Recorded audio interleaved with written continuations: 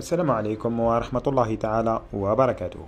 في هذا الفيديو سوف نعرض عليكم تشكيلة المنتخب الوطني الجزائري ضد منتخب أنغولا اليوم.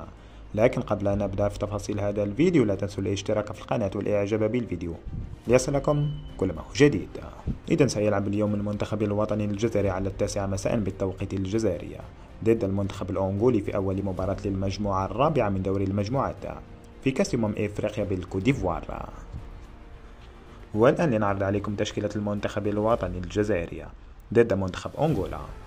في حراسة المرمى أنطوني مانديريا، أما في الدفاع على الجهة اليمنى نجد كل من يوسف عطال، أما في وسط الدفاع نجد كل من عيسى مانديا ورامي بن سبعيني، وعلى الجهة اليسرى في الدفاع نجد أيت نوريا، أما في خط وسط الميدان نجد كل من فارس شايبية ونبيل بن طالب وإسماعيل بن ناصر، أما في الهجوم نجد كل من القائد رياض محرز وكرأس حربة إسلام سليمانية، وعلى الجهة اليمنى سيعتمد الكوتش جمال بلماضي على يوسف بلايلية.